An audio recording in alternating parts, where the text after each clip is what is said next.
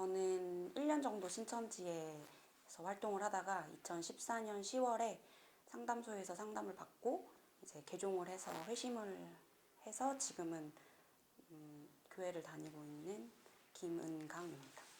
지원 교사와 국악방송 연주 단원이 돼서 다양한 활동을 하고 있었는데 그때 중에 이제 제가 조금 인간관계에 있어서 회의감을 느끼게 되면서 사람한테 의지하기보다는 뭐 하나님, 어떤 신이라는 존재를 알고 싶다는 생각이 많이 들었었어요.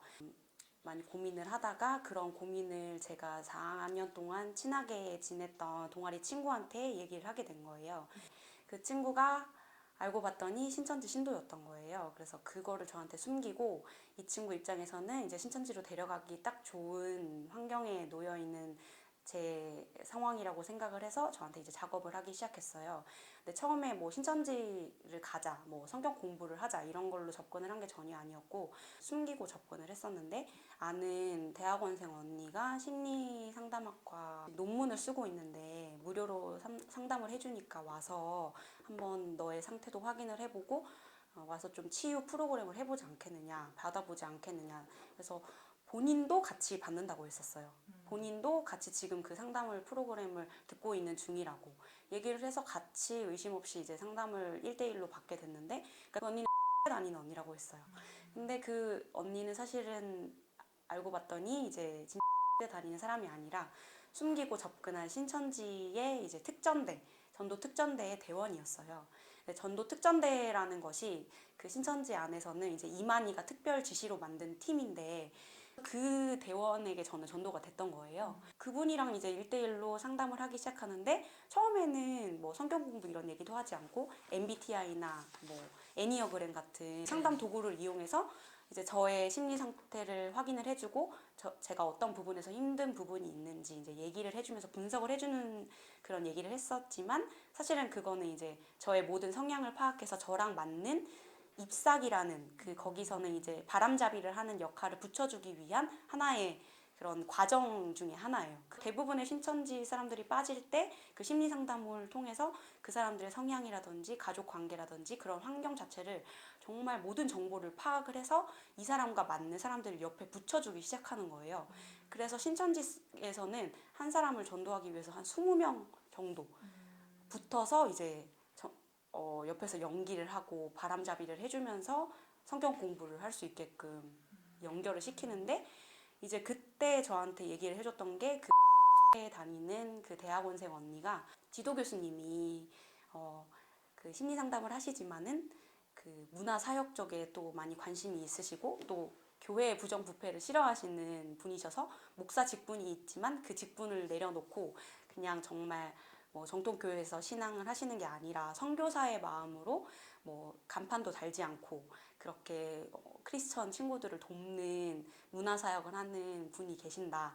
그분을 소개를 해주면서 와서 한번 이제 판소리 공연도 하고 그분이 하시는 프로그램도 한번 받아보지 않겠느냐. 그리고 너가 이제 지금 하나님을 알고 싶다고 하니까 성경으로 또 그분이 마침 심리 상담까지 해주신다고 하니까 그렇게 소개를 자연스럽게 해줬어요. 그래서 저는 의심을 할 수 있는 상황이 아니었고 그리고 제가 가지고 있는 고민에 대해서 해결하고 싶은 마음이 간절했기 때문에 그냥 가서 자연스럽게 거기 가서 동화가 됐던 것 같아요. 근데 처음에 그 복음방이라는 곳을 갔었을 때는 전혀 교회라는 느낌이 들지 않았고 어떤 사무실 같은 데에 예쁘게 꾸며진 하나의 이렇게 그냥 청년들 카페 같은 느낌이었어요. 칠판이 있고 공부할 수 있는 장소가 있고 그 뒤에 이렇게 그 게시판 같은 데는 교수님이 위장을 해가지고 자기가 신학대를 나왔다 그리고 심리 상담을 전공해서 뭐 이런 학위를 받았다라는 그런 위장 문서를 만들어서 뒤에 붙여놔요. 그러니까 일반 사람들이 거기에 가도 이 사람이 그런 데를 나왔구나 이렇게 생각을 할 수밖에 없게 만드는 거죠. 분위기 조성을 해서. 그러니까 제가 딱 가면은 거기에 대부분에 앉아 있는 사람들은 다 신천지 사람들이에요.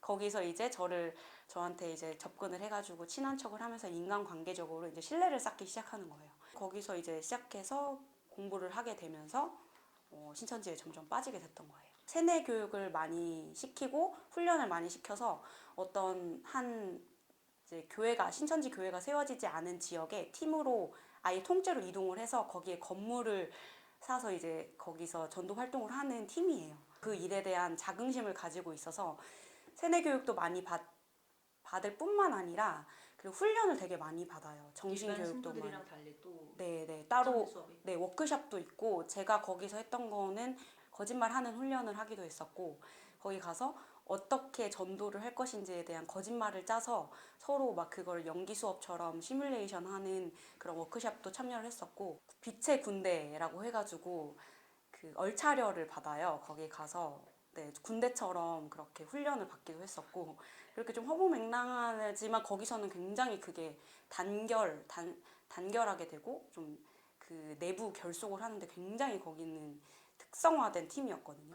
자기가 그 이만희의 특별한 총애를 받는 사람 그런 식으로 생각을 가지고 있기 때문에 나중에는 이제 이만희 씨 밑에서 자기가 뭔가를 할 것 같은 어떤 한 자리를 이렇게 차지할 수 있는 그런 꿈을 가지고 있는 사람들이에요.